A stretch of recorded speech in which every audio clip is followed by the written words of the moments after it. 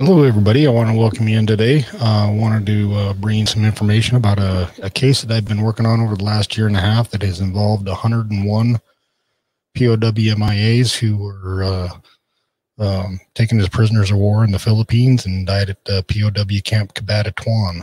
And I want to bring you a story of the case that I worked on today that has resulted in a disinterment proposal being requested from the Defense POW-MIA Accounting Agency to the Department of Defense for authorization to disinter these graves and bring them into Hawaii, into the lab, and to have them identified. I will bring you this case in just a minute. Welcome to Stories of Sacrifice, World War II American POW-MIAs in the Philippines. This is a production of the U.S. POW-MIA Family Locating. I'm your host and lead researcher, John Bear.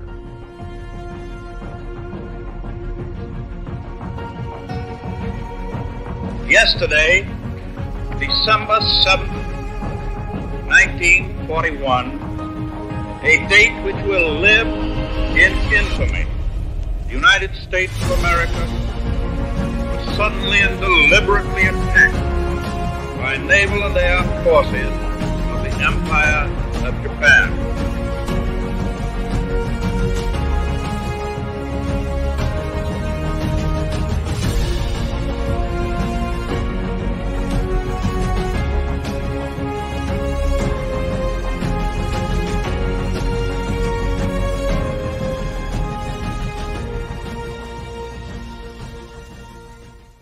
Last thing I remember is I was asleep.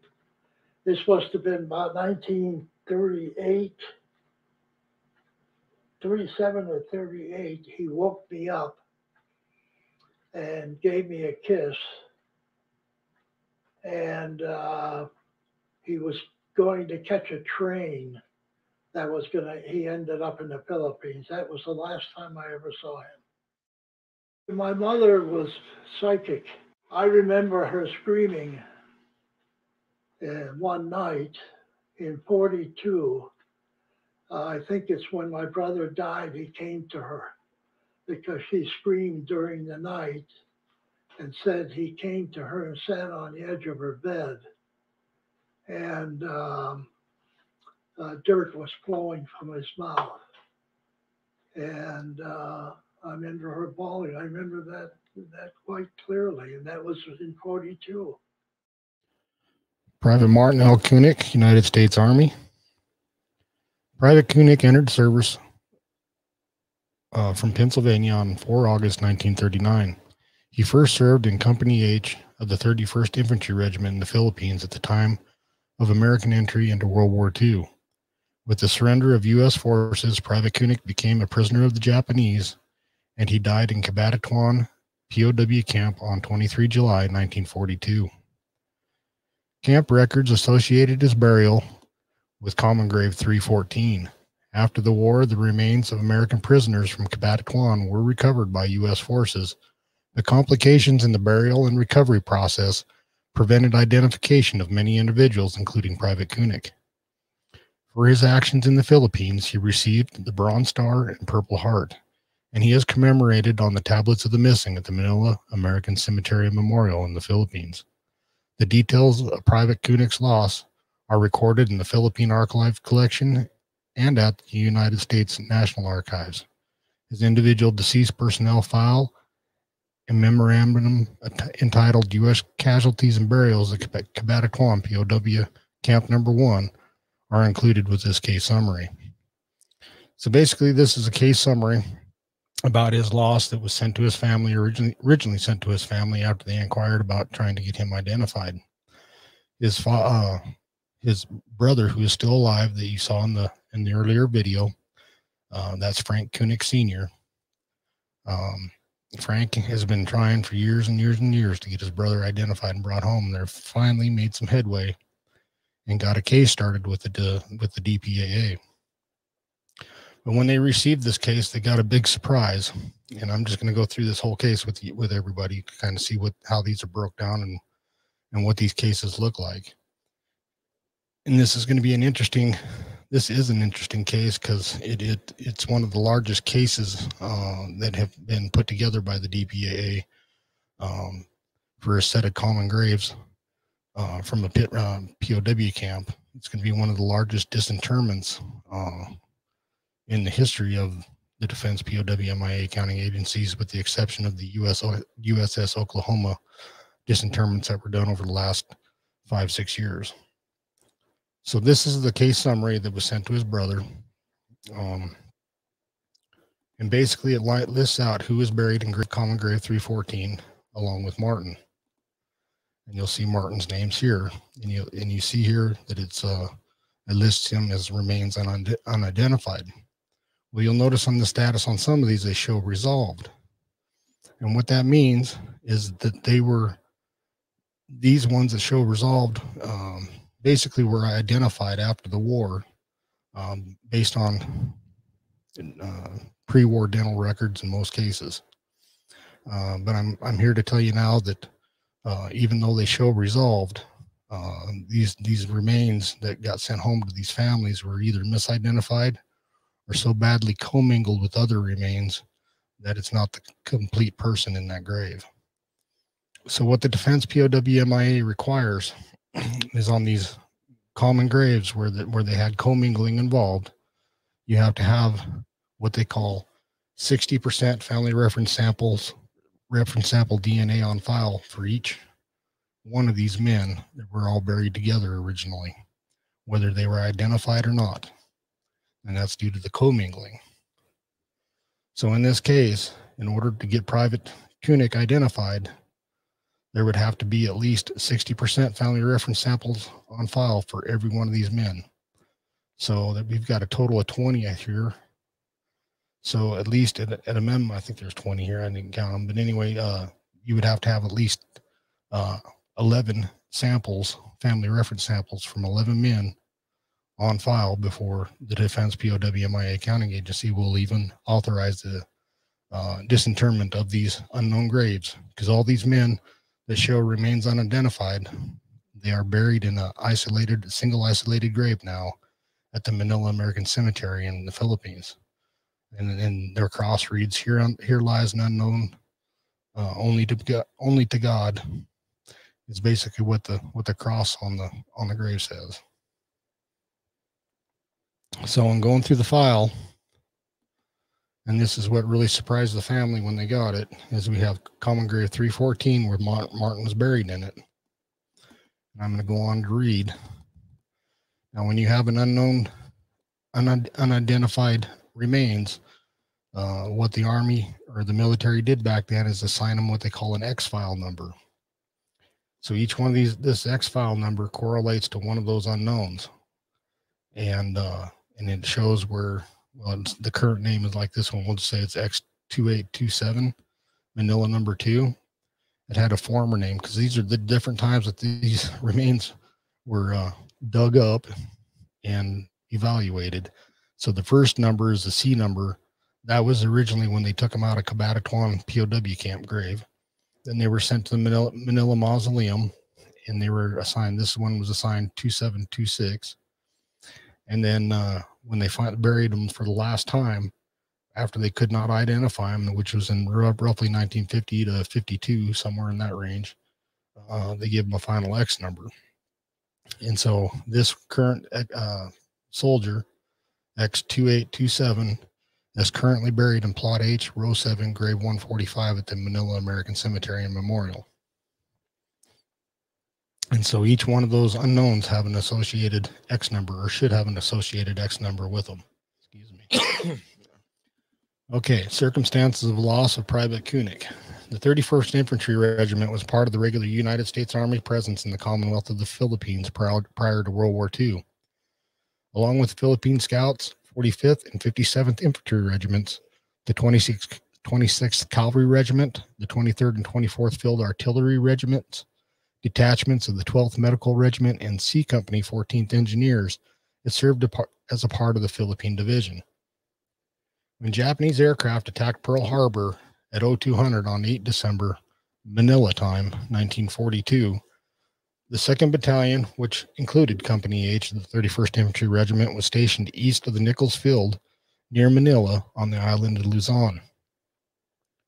The 2nd and 3rd Battalions took up defensive positions around Nichols Field, which began experiencing regular Japanese air raids the following day. The Japanese forces began a full-scale invasion of Luzon on 27 September. In response, General Douglas MacArthur, commander of the United States Army Forces in the Far East, ordered an orderly withdrawal to the Bataan Peninsula to hold out for reinforcements. Elements of the 31st Infantry were already taking up positions on the peninsula, arriving in mid-December. After assisting with bridge demolition, by 4 January 1942, the regiment was positioned on the Bataan as a part of the holding action. Unfortunately, in the wake of Pearl Harbor attack and other Japanese advances throughout the Pacific, no reinforcements were forthcoming. This just shows kind of the island of Luzon, basically where they actually,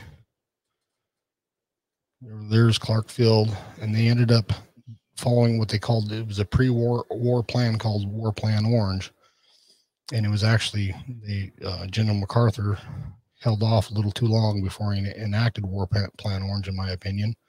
But they evacuated all U.S. forces down here on the Bataan Peninsula, and they already had defensive positions in place per pre-war plans, where they knew they were going to set up and try to defend the Bataan Peninsula or hold them off long enough for reinforcements to arrive. But as we all know, those reinforcements never came. Again, this just shows the different landings that the Japanese did and where they landed and how they moved across and down into where we had our holding action here at Bataan.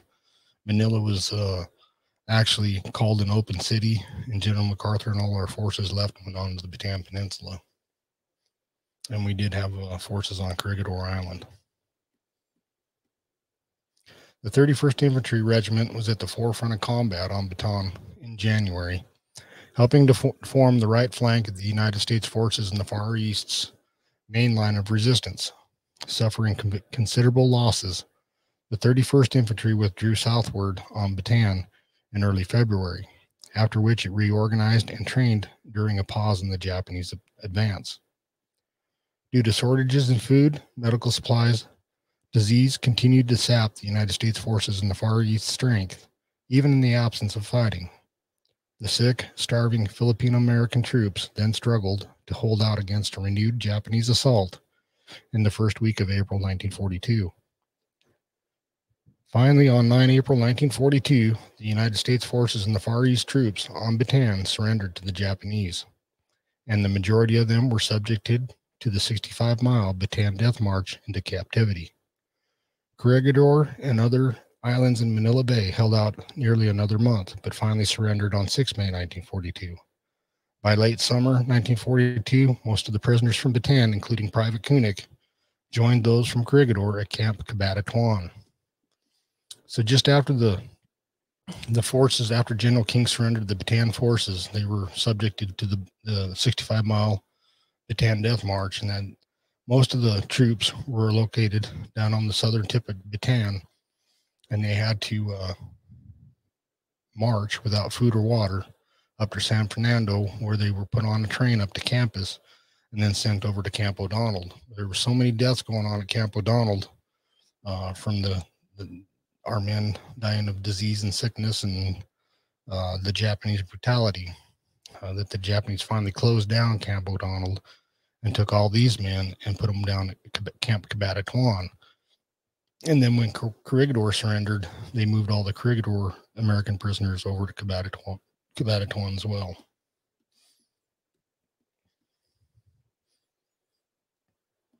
This is an actual photo, wartime photograph of Cabanatuan prison camp. It reads, "Barracks and garden and Jim Neary, West Pointer, since sent to Japan 1945.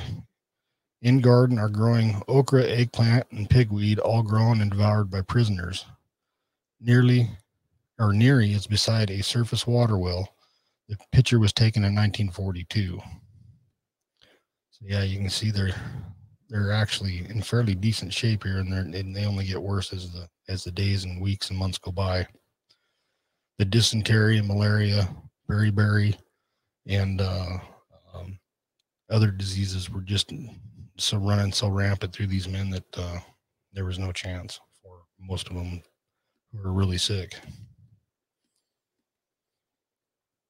This is another wartime photograph of Cabanatuan prison camp. The caption reads, "An unidentified GI chops wood for the kitchen run by Sergeant Grossman."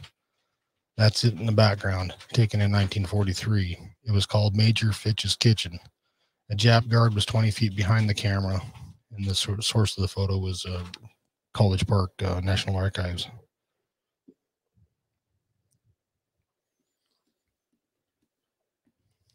So due to the poor living conditions and lack of food and supplies, disease was rampant in the camp, Cabanatuan, and there was little potential for medical treatment. Records indicate that Private Kunik was admitted to the Cabanatuan Camp Hospital on 3 July 1942 while suffering from diphtheria. Almost 3 weeks later, on 23 July 1942, he succumbed to this illness at 15:30 hours. Camp burial procedures at the time would have been to place all individuals who died between noon on 23 July and noon on 24 July in the same grave, though the records showed this was not always the case. At the time, the guards prohibited prisoners from labeling the graves. Only after November 1942 did graves registration officials attempt to reconstruct burial records from the earliest months in the camp. So search and recovery operations after the war, the American Graves Registration, United States Army Quartermaster Corps was the organization charged with recovering and identifying fallen U.S. personnel in the Pacific Theater after the Second World War. The 11th Quartermaster Graves Registration Platoon began exhuming the Cabanatuan Camp 1 Cemetery from December 1945 through March 1946. Teams returned in 1947 and 48 to recover additional remains. A further search for remains was conducted again in 1951. At that time, it was determined that the area formerly occupied by Camp Cabanatuan Cemetery had been turned into a rice paddy and flooded with water.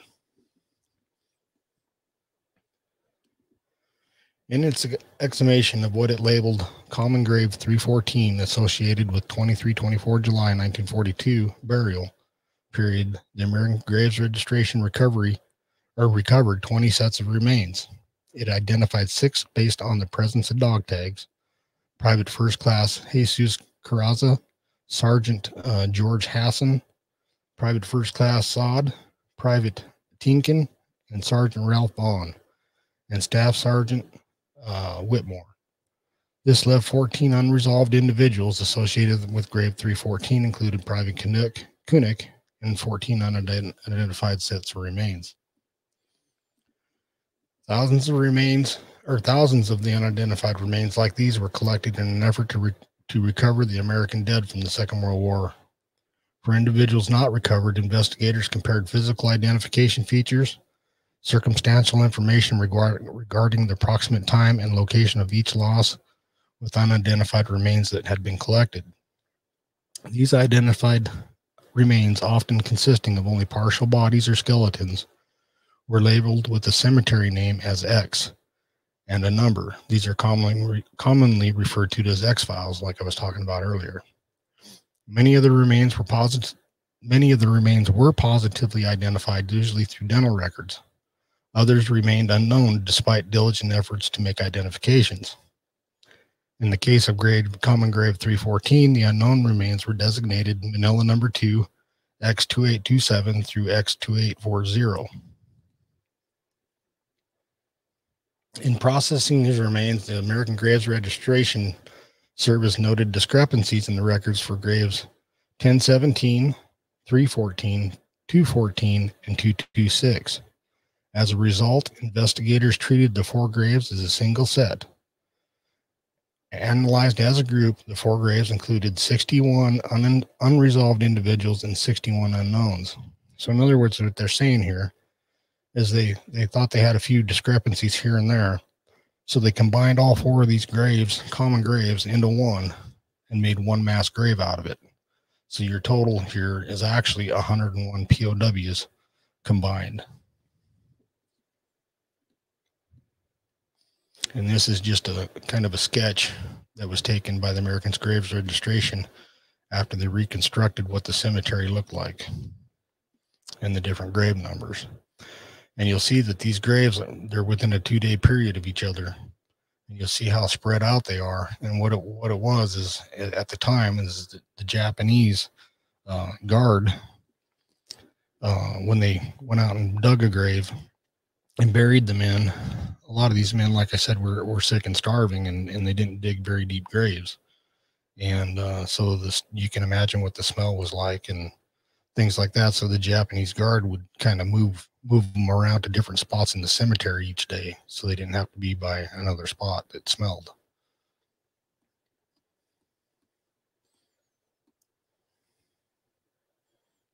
An example of the confusion among the graves can be seen in the 22nd June 1949 recommendation to identify 7 unknowns from grave 214. The Office of the Quartermaster General denied the recommendations because 2 individuals recorded as buried in grave 214 were actually recovered from grave 226. The Quartermaster General, suspecting commingling of the remains, also requested that an anthropologist re-examine the 7 unknowns and assure that the remains were properly segregated. On 7 December 1949, anthropologist Robert Fox of the Manila Central Identification Point resorted the remains in an attempt to assure that each represented a single individual, removing remains not believed to be a part of that 7 sets.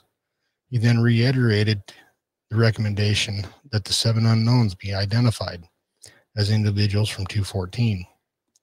The Quartermaster General accepted only 3 of the 7 recommendations. For those rejected, the Quartermaster General questioned the accuracy of the camp burial records and cited insufficient physical and dental evidence. There were a few attempts to identify individuals believed to be associated with Martin's grave 314. In August 1949, the American Graves Registration Service recommended the identification of X2807, grave 214, as Private George Landis, who was actually in grave 314. And then X2835 is Private First Class Powerless, and X2840 as Private First Class Nichols. The Quartermaster General disapproved these recommendations due to the fact that dental records were too similar across multiple unknowns to definitely prove an association. In the absence of further evidence to identify the unknowns, the American Graves Registration recommended on 18 August 49 that 22 individuals from Common Grave 214, 314, 1017, including Private Kunik, be declared non-recoverable. The Quartermaster General approved this finding on 5 October 1949. During a January 1951 re-examination of the case, the Quarter General Master wrote to Private Kunik's mother, Miss Angela Kunik, inquiring as to whether civilian dental records were available for Private Kunik. Ms. Kunik replied, stating that she did not have any such records. There was no further record of any action in Private Kunik's file. In recent developments, in October 2014, after the Department of Defense determined there was sufficient scientific and historical evidence to support disinterments for identification purposes, 10 unknowns associated with one of the Cabanatuan common graves were disinterred for forensic analysis.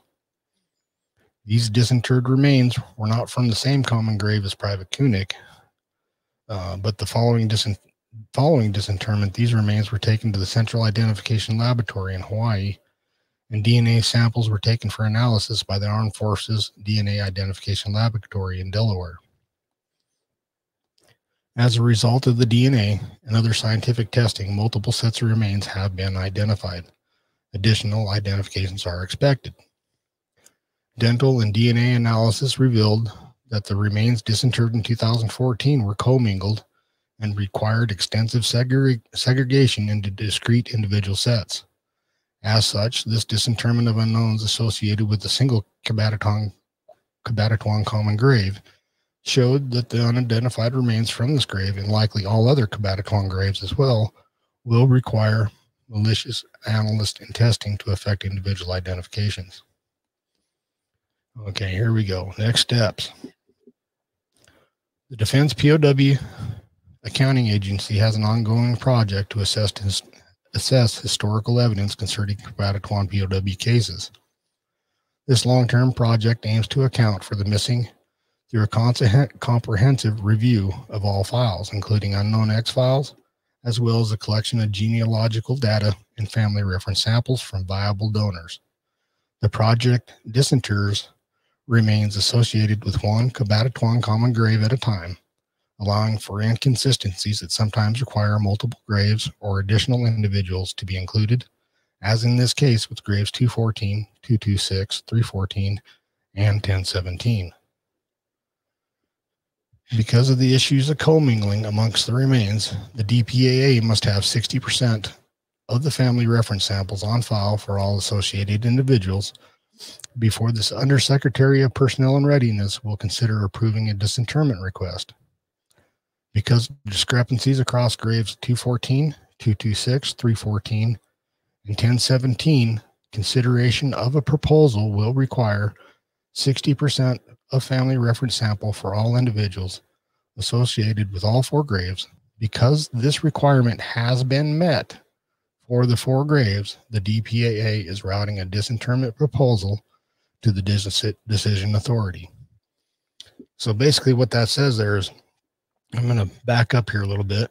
When the family saw that they were not only dealing with common grave 314 with 20 men, after they read this first part of this summary and thinking, well, how long is it going to take for 19 other families to supply DNA if they don't even know that the other families are even trying to work on this? Because there's actually not a program or a public type of public service campaign to notify the general public that if you have a MIA loved one from World War II, there's a possibility that they can be identified. So a lot of people don't know about their loved one and the possibility for identification. So anyway, long story short, again, 314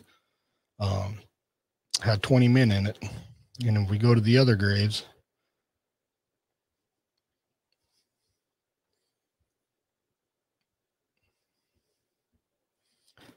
here we go. Here's common grave 214. There's 30 something of them.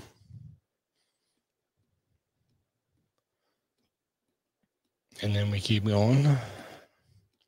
Common grave 226. There's around 20 or something of them. And then we get to grave 1017 with over 20 of them again. So as you can see, this was a really overwhelming to Private Kunik's brother when he got this case file. And through another researcher that I helped support, the family contacted me and asked me if I could identify the families of all these other men, make phone calls to them, do the research on each one, identify their current living descendant that's viable, that would be a viable DNA donor, a family reference service, reference sample donor, and asked me to reach out and try to contact them and to try to convince these other families to provide DNA. And so I picked this case up about a year. It's been about a year and 3 months, 4 months. And it took a lot of time to, it didn't take a lot of time to actually research these men out and find current living descendants. But what it did is it took a long time to actually find a family member willing to provide that DNA sample. And so basically how I work a case, and the reason why I'm going to show this here is I want you to see, I have photographs of some of the other men that were buried in the graves with them, and these all have the potential now to be identified now that I've reached over the 60% threshold. And this is actually how I work my cases. I actually create a private Facebook group that only I can get into, or I can invite members into. And then I do the research on each grave, and each grave's got its own group.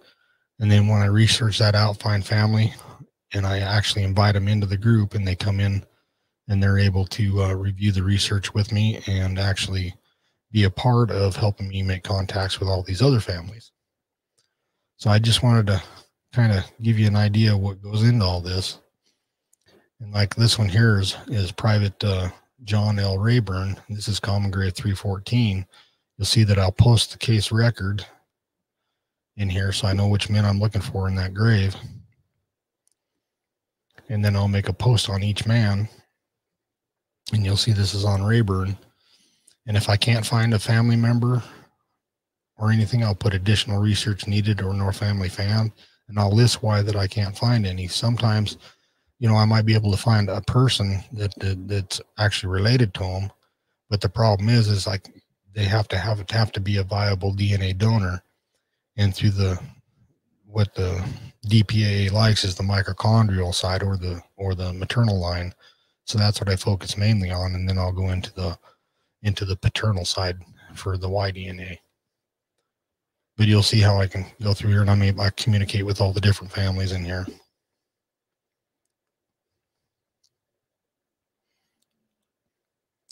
Here's Private First Class Fry, and I'll put notes in there when, you know, how I've contacted the family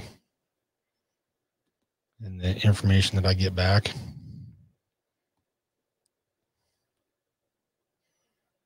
And then I'll also put press stories in there about, you know, we did a lot of press around this case. And you'll see where I've got people identified. And a lot of times I'll come and do what they call a family sheet on them. This is Sergeant Yarmovitz. That's when he was a young child. And Private First Class Nichols. And there's Staff Sergeant Warner, excuse me. So like I said, we've got opportunity now for these men to be identified and brought home. But I just wanted to show a few pictures of who they were and more about them.